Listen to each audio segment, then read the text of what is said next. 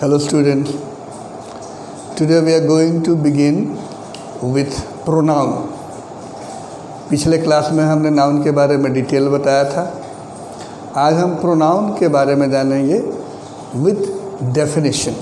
सबसे पहले जानेंगे कि ये प्रोनाउन है क्या।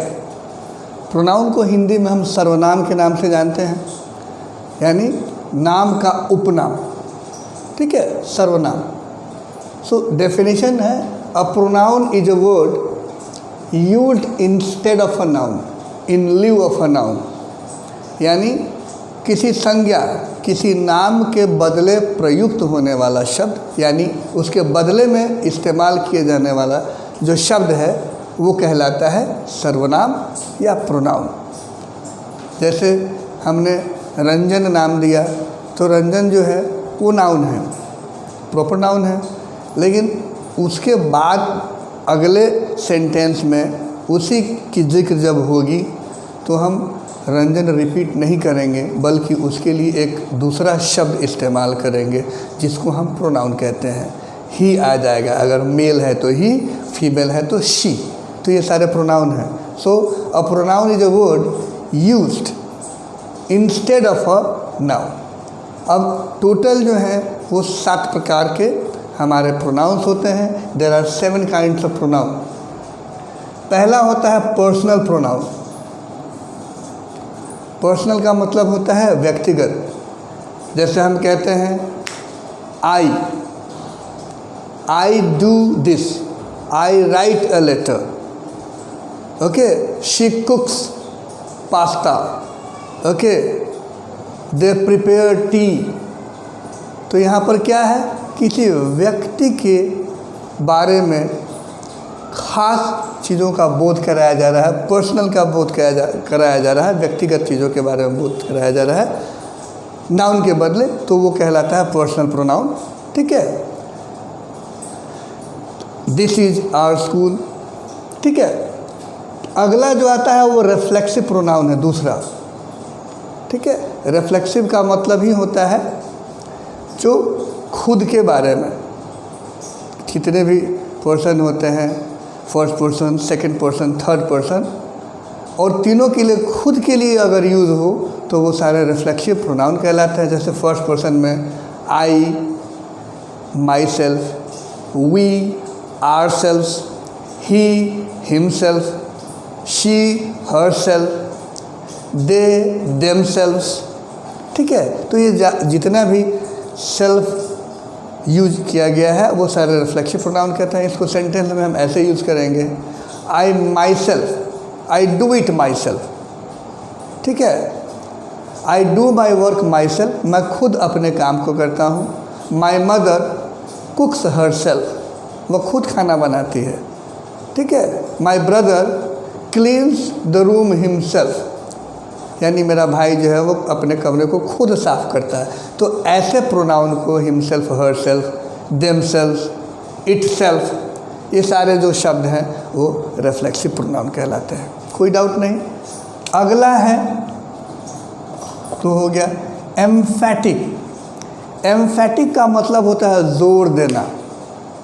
जैसे हम कहते हैं कि दिस इज़ माई पेन, अगर ये कलम है तो हम क्या बता रहे हैं, इसको इंट्रोडक्शन दे रहे हैं, इंट्रोड्यूस करा रहे हैं कि यह जो कलम है ये मेरी है, ठीक है, यह मेरी कलम है, इंट्रोडक्शन दे रहे हैं। या आपकी किताब है या उनकी कार है, तो एक इंट्रोडक्शन है, सिर्फ रिलेशन बताया जा रहा है। लेकिन जब हक जताने की बात आए तो हम जोर देते हैं, एम्फेसिस देते हैं। तब हम क्या कहेंगे कि दिस इज़ माई पेन, ये नहीं, अब हम कहेंगे कि दिस पेन इज़ माइन, जोर दे के बोलेंगे, ठीक है। This error is yours, this duty is yours, okay, this house is hers.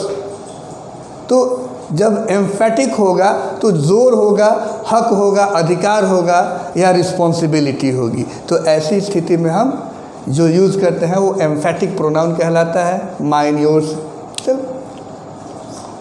चौथा जो होता है उसको हम कहते हैं डिमॉन्स्ट्रेटिव प्रोनाउन। डिमॉन्स्ट्रेटिव का मतलब ही होता है प्रदर्शनकारी, जो प्रदर्शित किया जा सके, जो दिखाया जा सके, जो शो किया जा सके, ठीक है। हम क्या कहें कि this pen belongs to me, तो हम इसका प्रदर्शन बता रहे हैं, ठीक है। This car has been launched recently. This यानी यह जो कार है अभी अभी लॉन्च की गई है, ठीक है। दिस बॉय इज जीनियस, ठीक है। तो बॉय जो नाउन है, लेकिन हम दिस उससे पहले यूज़ कर रहे हैं। ये जो है वो डेमोन्स्ट्रेटिव प्रोनाउन है, उसकी हम डेमोन्स्ट्रेशन दे रहे हैं, उसके बारे में हम शो कर रहे हैं, ठीक है।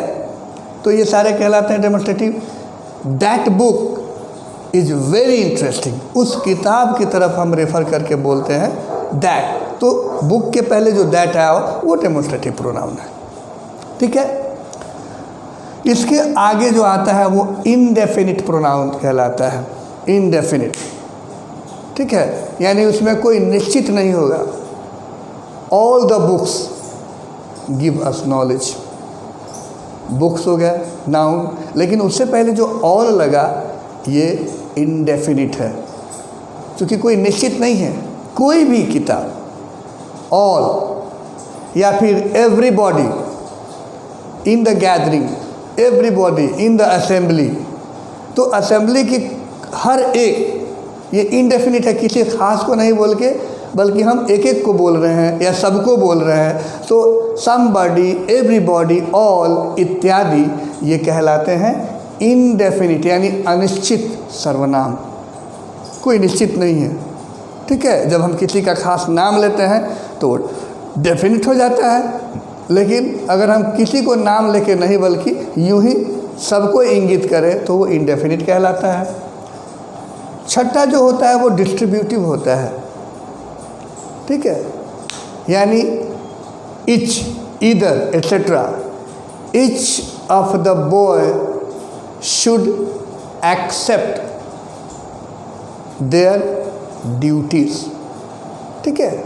Each of the person needs to work their portion, यानी यहाँ डिस्ट्रीब्यूट किया जा रहा है कि हर एक। Either of the road goes to somewhere. तो इच, ईदर एट्सेट्रा ये जो शब्द हैं वो कहलाते हैं डिस्ट्रीब्यूटिव, जो बांटता है, ठीक है, जो डिफ्रेंशिएट करता है। और आखिरी में आता है बहुत ही इम्पोर्टेंट, बहुत ही अहम, उसको हम कहते हैं रिलेटिव प्रोनाउन, जो रिलेशंस बताता है, ठीक है। अब यहाँ पर क्या है कि this is the boy who helps me in my studies. यहाँ हु जो शब्द आ गया, दिस इज द बॉय, यही वो। अब यहाँ हु का मतलब कौन नहीं हो गया, यहाँ हु का मतलब हो गया वह, यही वो लड़का है जो मेरी मदद करता है, ठीक है। This is the pen which write fantastic.